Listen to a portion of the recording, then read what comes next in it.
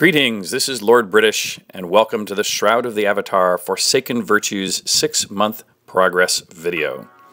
We're going to start our tour in Kingsport Village on the Isle of Lost Vale. Players here will find not only a picturesque waterfront village, but a place where they too can call home, both with lots on the seaside. You can see here as we fly by, you can see some of those lots marked out with buoys, as well as plots they can build their village homes right here on the shore of this very picturesque village. And player ownership, we think, is one of the major features, major attractions of Shroud of the Avatar, but that also means that it needs to be one of the fairly early and important choices. There went by a for sale sign on a couple of those lots there. We think that getting into the game early and finding the place that you wish to call home will be a particularly fun part of your visit to the game. And I think that here, Kingsport Village will be a popular destination for our players. We're going to take you back now into the town of Owl's Head. You got a brief glimpse of this in our 3-month video, but now we've built out the entire town. This is much larger than Kingsport. And you can see what we're doing here too is we're fading in and out all the player housing to give you a glimpse of what it might have looked like, at the beginning of the game or later after players have come. We just flew over a minute ago that wooden outer wall, the barrier of the Palisades, and we're into the merchant area. We'll come down to these major crafting areas that we'll revisit a bit later. There's Fire Lotus's Tavern we've just flown over. And here are these fortified walls of the inner city, which is not only where the seat of government is kept here in better protection, but also these very large city lots. And here you can see fading in some of the city houses that people have either earned or could buy in game.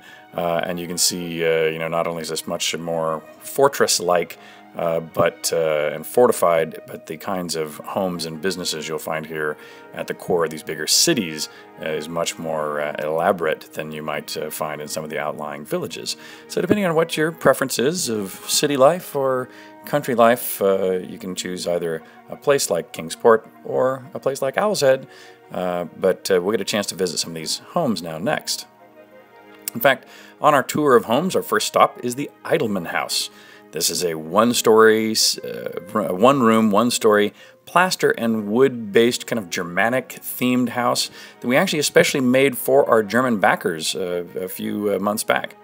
Our second stop is the Viking House. It has a very strong Nordic influence with a large open wooden structure, and it also has, if you look around there, you can see that staircase that goes up to a second-floor loft. And in fact, this is also the first player house that you can find in our add-on store that you can purchase separately in addition to those that we've been giving out to the original backers of the game. Now we'll switch over and let's take a peek at the Wizard's Tower. Now the Wizard's Tower is a magically themed player house. And in fact, you can see that even from here at the beginning, you can see the front steps are kind of floating up on their own. And when you step inside, you can see that it's clear that a magician has helped build this 2-story tower, and including a teleporting device to get up to the upper rooms. And so when you decide to leave and go upstairs here through this teleporter, when you arrive on the upper floor, you see 3 large rooms. In fact, on top of the tower, you not only have this big outer balcony, but side rooms that in this case the player has decorated like a small bedroom, and on the other side a small office. By the way, it's worth noting that the doors have all been removed from these player houses for this demonstration purposes, just so we could more speedily and visually move through these scenes for this demonstration. Now, after the Wizard's Tower, we're going to take you over to the Druid House. And what's cool about the Druid House is it's sort of like a stone building has been overgrown and enveloped by a very large mystical tree. In this case, you can see we have a very large first-floor room built out of stone on the interior. And if we go back outside, instead of having a stairway case on the inside, on the outside we have built a ramp area so you can go up really through the tree itself to the upper floor. And in this case, you can see we really have quite a bit of space. By building those exterior staircases, we've reserved, even in a relatively small home, quite a bit of space for you to decorate and make your own. Now we'll move on to the town tower, as we call it. This is actually the largest of the townhomes we currently offer. It not only has this large main grand entry floor, but a grand staircase as well that will take you up to the upper floor. And in addition to having these very tall ceilings and these very tall rooms, plenty of room here to decorate. But in this case, the town tower also has an outer balcony where you can get a nice view over the village serfs who might live nearby. And in addition to the upper 2 floors of the town tower, if we come back down here through the grand staircase, you may have noticed there's a staircase that actually goes downwards, and this takes you to a lower floor of this house, which in this case has been decorated as an alchemist lab. And you can also see that this player has recovered the Throne of Bones from a previous adventure that you may have seen that they've decorated with as well. Now we're going to see the Lord's House. This was a backer reward to our Lord and above backers. This fits on there's a very large home actually that fits on a town-sized lot. It's about 2.5 stories. It's very large, has very high ceilings. As you can see, in this case on the main floor, we've got plenty of room to set this up as a living room, dining room, has an outer balcony on this floor. One of my favorite parts of this one, though, is the roof. It's got a very open roof. In this case, we've got a cooking station up top. Now we are looking at the Lord of the Manor Keep. This is for our highest level of backers, the Lords of the Manor. This largest and building is really, truly expansive. It completely fills a city-sized lot. There are numerous rooms, vast amounts of room to decorate. In fact, these are so large that the early houses that you saw in the game, such as that Idleman house, would fit inside most of the rooms of this house. Not only that, but we think that this is likely one of, if not the largest player structure offered out to players as a personal homestead in a role-playing game.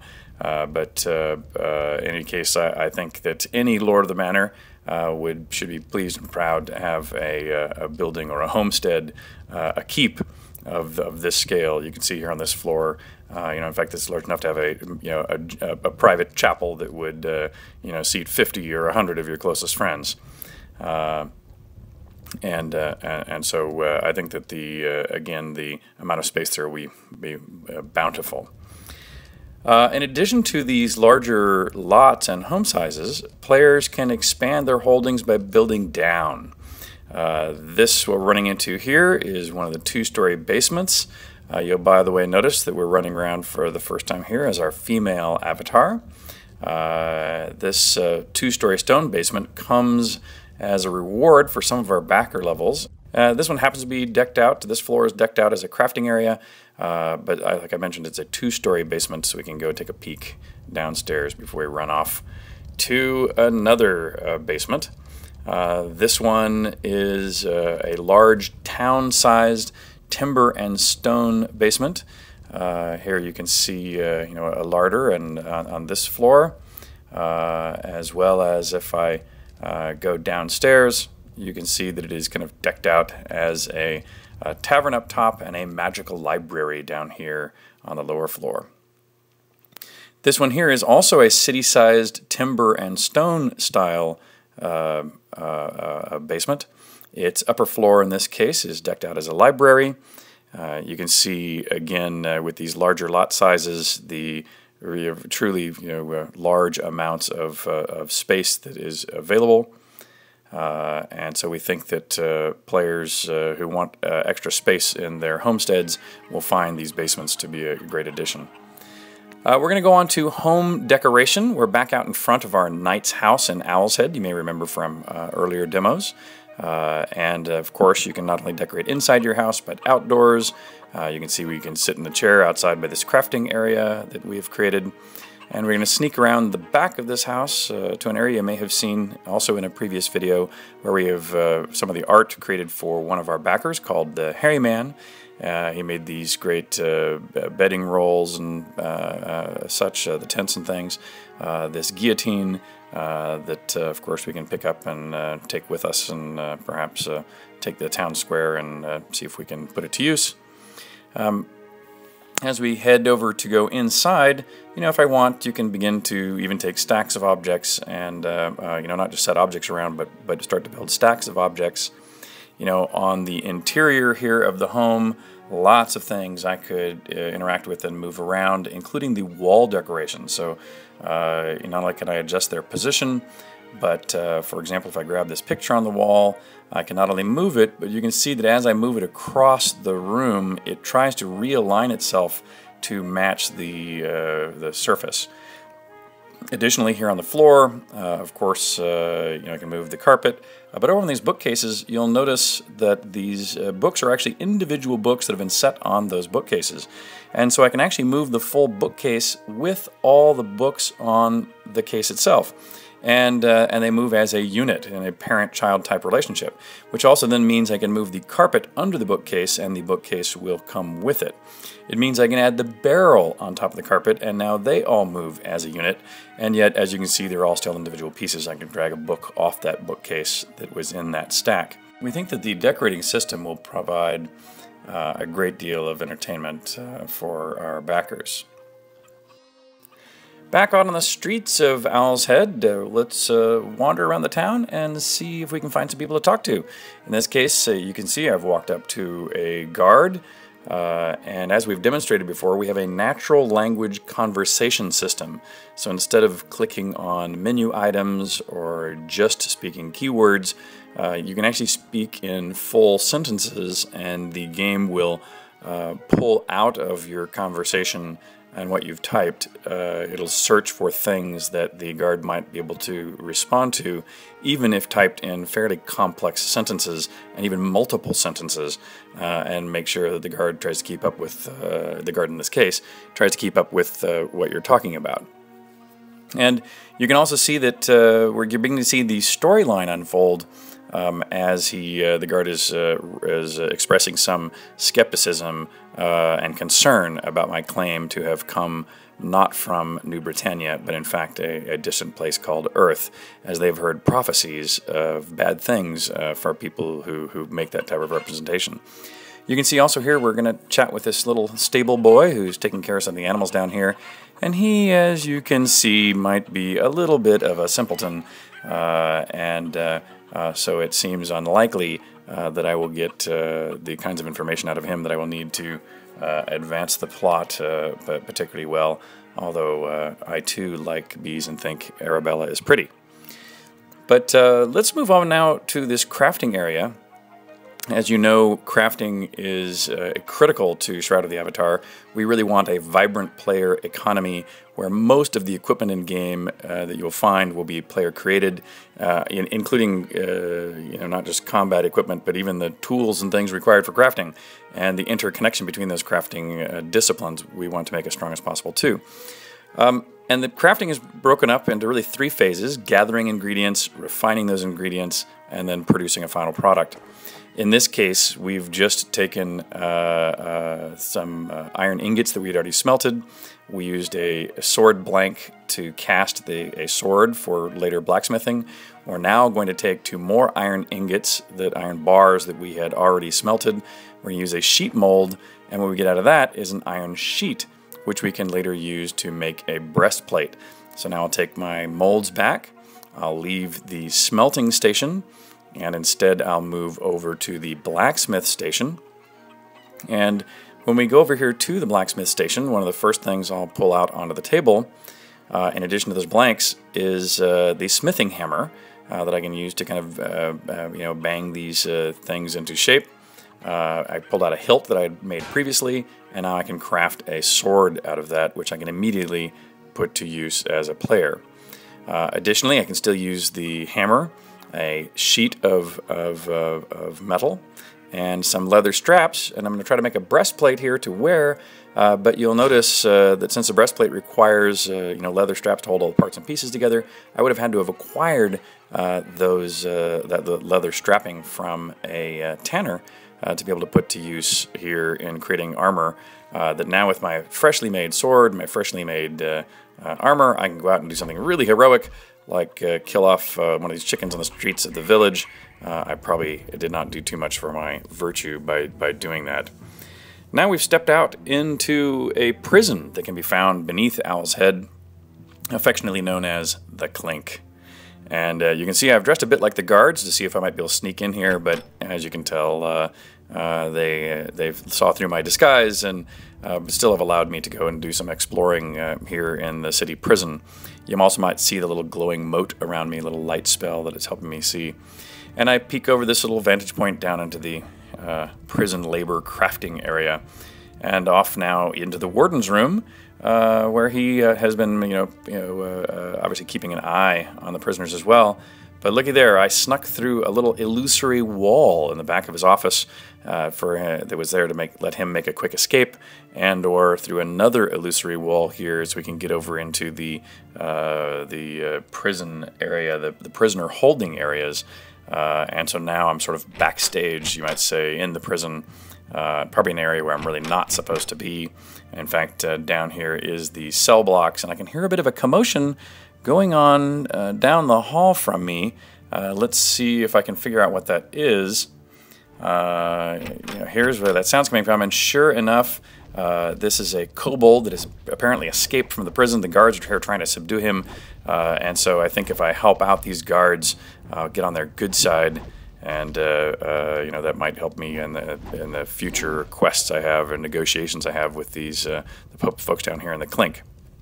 And the Clink is one of the places where we're really trying to make sure that every time you come back, it's a new experience down there in that little dungeon underneath the city. Now we're back outside in the surrounding forest, and as you can see, this is our first good view of this female avatar.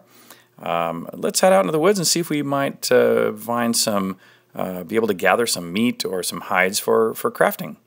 And as I search out here in the woods, this is one of the first old-growth forests we've built, and sure enough, out here in the woods, here's a pack of wolves. That might a good wolf pelt might be something of value.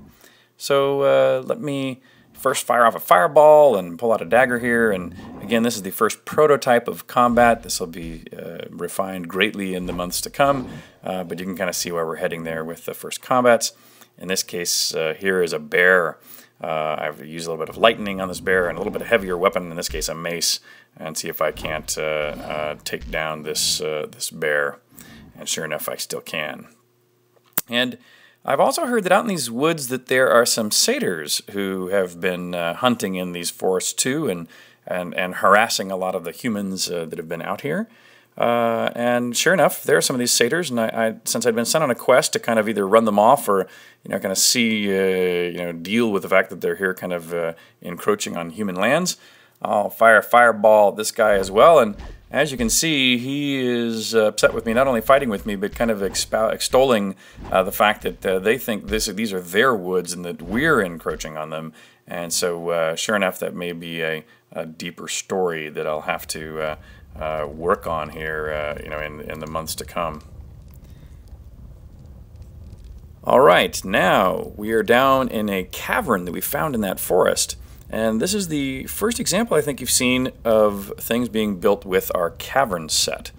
Now in this particular set of caverns, in addition to it being built with the natural cavern set, you can see that this one has become inhabited, and it looks like it's an inhabitation for kobolds.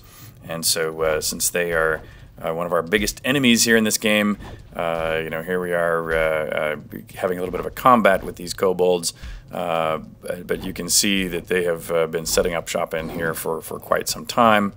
Again, don't forget, this is just early prototypical combat.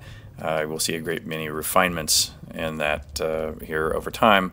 Yet you can see that down here in this cave, in addition to the tunnel set and some of the natural lighting that torch sconces and other traditional habitation activities have begun to take place here in this cavern. On the other hand, here is another natural cave that, while it is not currently inhabited by people, you can see that it might have been in the past inhabited by some miners. A few signs of previous inhabitation. A few of the glowing mushrooms around available light, and look, lo and behold, this cave is now occupied by bears. And since bears are our mortal enemy, apparently, we better here dispatch this bear if we can, and try to rid these caves of the plague of bears. Our final combat area to show you today is the dragon fields. Now, out here in this open area, not only is there a dragon to worry about who's causing these fires and shooting fireballs down at me, but there's also this overturned kobold cart, which could represent a great opportunity for looting, but I'll also have to defend myself against the kobolds here who are trying to protect the remaining parts of their spoils. And so, as you can see, the dragon is both firing fireballs at me as well as the kobolds, so this will be a pretty dangerous place if I want to deal with it. So there you go. There is our 6-month demonstration of Lord British's Shroud of the Avatar Forsaken Virtues. Now, we couldn't end without showing off some of the results of the amazing scene jams that you all have been competing in and contributing to. As all of you know, we're not just developing this project on our own. We're not just developing it with you as contributors to the project, in advance of its release, but many of you are contributing art directly into the game, or now competing in these scene jams, and these scene jams are allowing us to, not only discover new techniques that many of you are experimenting with and showing us, but a lot of the times you guys are creating levels that are, almost immediately able to be dropped into the game as scenes, as experiences for us to use, almost as is. And for us, that's just exceptionally exciting. I mean, to find that level of talent in the community. And the winners of this scene jam, and this was the second week scene jam, the winners, created this incredibly compelling environment where just moving through it and seeing how they use the props and the lighting and the objects really told a deep story, and they built a lot of their own custom scripts and objects. And it really feels a lot like we hoped that we would find, and frankly, it exceeded our hopes. With the level of quality and sophistication and storytelling and mood that went into this scene. So, really, our deep thanks and our deep gratitudes to those of you who built such amazing levels and contributed them into our Week 2 Scene Jam. Now, our Week 3 Scene Jam was to make a village, which could be a significantly trickier challenge to make them good. And again, creating villages and habitations with story was one of our big criteria, having a sense of pace and flow, and our winners in this case, completely rocked it. The fact that they created spaces that not only lived up to our needs from being able to make it occupiable by player housing, the ability for there to be a sense of story, like in this case, you could really tell that this village had seen some trouble of late and had hastily built these fortifications to keep out the bad guys.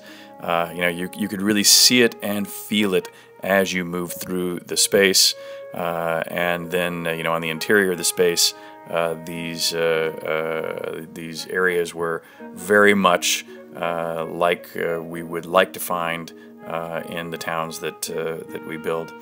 And then finally, of course, our winners, again, not only crafted an amazingly detailed environment, but I know I'm sounding like I'm repeating myself, but told a really great story visually. And in this case, we could travel around this town. You can see the sense of story as you move up the hill, move through the levels of fortifications to get into this town. And one of the things we were most excited about was how not only did we have the daytime scene of this village, but they actually transitioned into having both a day cycle and a nighttime cycle, which provided a great opportunity for moodiness and special effects opportunities as we move through at night, where they had, not only the wind in the trees, but the clouds and lightning and blowing dust and debris really added a sense of mood and story that we were, extraordinarily impressed by, learned a great deal ourselves from, and again, we're so thankful that we have such an amazingly talented community working with us here in the creation of Shroud of the Avatar. I sure hope you've liked what you've seen. We're pretty pleased with our progress so far. We're exceptionally proud of the support we've been getting from our community, so thank you very much.